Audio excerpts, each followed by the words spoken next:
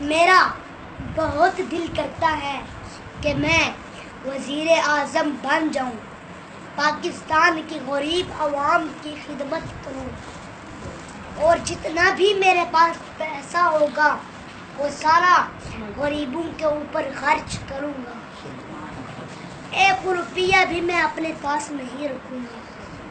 وہ اس لیے کہ نبی کریم صلی اللہ علیہ وسلم کا ارشاد ہے،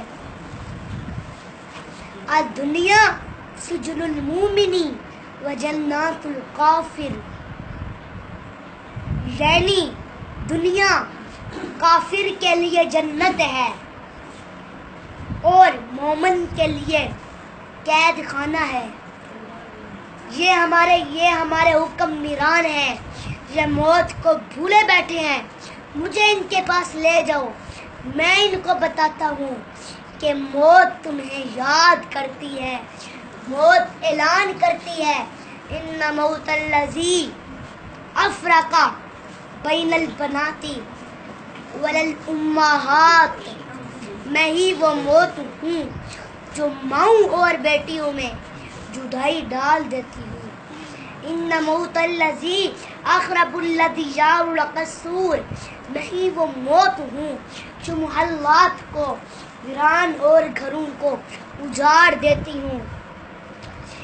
اور یہ جو ہمارے حکمران ہیں یہ موت کو بھولے بیٹھے ہیں، مجھے 5 سال کے لیے وزیر اعظم بنا دو، صرف 5 سال کے لیے، انشاءاللہ میں 5 سال کے اندر پاکستان کو ہیرے جیسا بنا دوں گا، ہیرے جیسا۔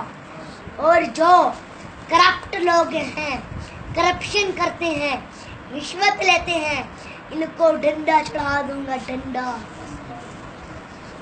کیسے وزیر اعظم کہاں سے پیسہ لاؤ گے اتنا؟ سب سے پہلا کام کون سا ہوگا تمہارا جو وزیر اعظم بن جاؤ گے؟ سب سے پہلا میرا کام ہوگا کہ جو غریب ہیں، جن کا گھر کرائے پہ ہے، ان کو گھر لے کر دوں گا۔ Very good.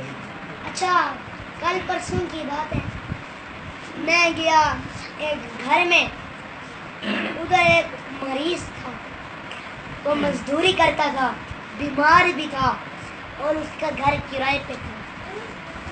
میں دم کر رہا تھا اس کو، اچانک ان کا دروازہ کھٹکا، باہر سے دیکھا، وہ کرائے والے تھے۔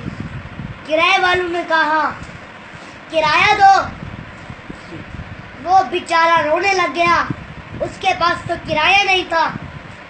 تو پھر میں نے ان کا 1500 روپیہ کرایہ دیا، پھر میں نے دعا کی، یا اللہ اس کو گھر لے دے اور مجھے اتنا پیسہ دے کہ میں غریبوں کی خدمت کر سکوں۔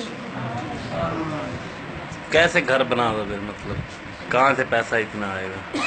یہ تو آسان کا طریقہ ہے، یہ تو آسان طریقہ ہے۔ ہمارے پاکستان میں 24-25 کروڑ آبادی ہے، اگر میں ہر بندے سے 5 روپیے لوں نا تو ان کو فرق بھی نہیں پڑے گا، تو میرے پاس ڈیلی کے کتنے کروڑ ہوں گے؟ اگر میں ان پیسوں سے ایمانداری سے لوگوں کے گھر بناؤں، وہ کتنے گھر بن سکتے ہیں؟ Very good.